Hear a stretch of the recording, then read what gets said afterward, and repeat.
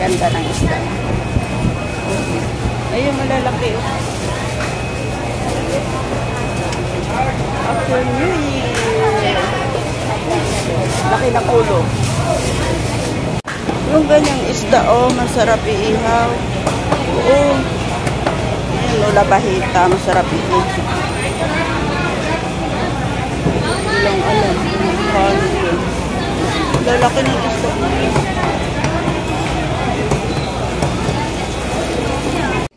Good morning! Magandang buhay. Kauwi ko lang galing palengke. Sus, grabe ng mga bilihin ngayon. Yan, naka-budget pack na yan. Yan. Yan ang pinamili ko ngayon pag isang linggo uli. Di naman. Ayan. Eh, grabe ang 800 ang kilo. Ay, ito, Diyos ko. Ewan. Basta ganun. Kamatis, 250 ang kilo. 4 na piraso, kulang-kulang 100. Malalaki naman kasi. Yan ang pag-isipan ko araw-araw kung anong maiulam na naman.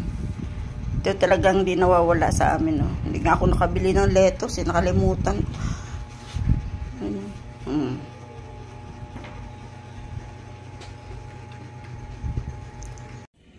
Hello po, magandang buhay. Morning po. Tara, magluto tayo ng sinabawang isda.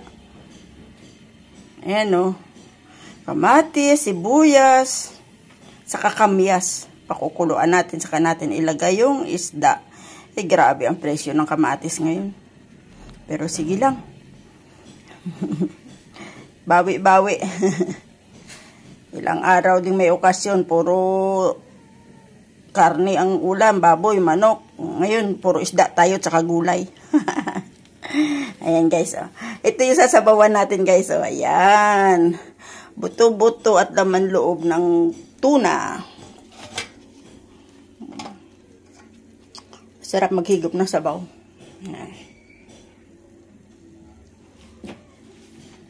Ayan, binili ko kanina sa palengke. Tayo natin kumulo ito, saka natin ilagay yung isda. Yan na po, kumukulo na. Bawa sibuyas, kamatis, saka kamyas. Lagay natin yung isda. Gagawa tayo ng sinabawang isda. Ayan, laman loob po yan ng tuna. Tsaka mga buto-buto. Malinis po kamay ko. Gulo, di ba? Pasensya na. Ayan, habol ko lang naman dito sabaw. Masarap kasi yung sabaw nito.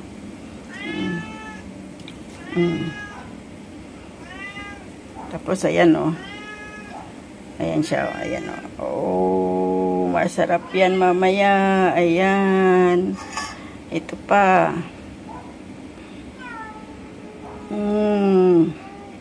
Tapos ito, yan, yung puso nila. Kakainin natin ang puso nila. Ayan, ayan.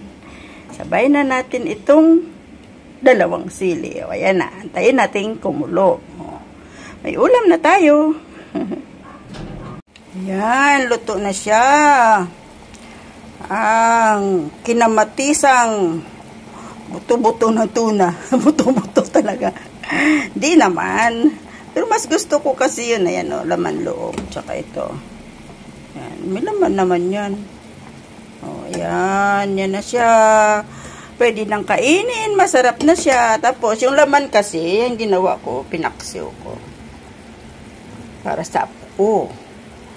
May yan, may tampalin ba tawag doon at saka sa ilalim. Nakasapin yung tampalin at saka kamyas. Pero ito ang ulam namin. Tara guys, kain na tayo. Yum yum yum na naman ito. Shout out. Good vibes lang. Happy New Year sa lahat. Bye bye.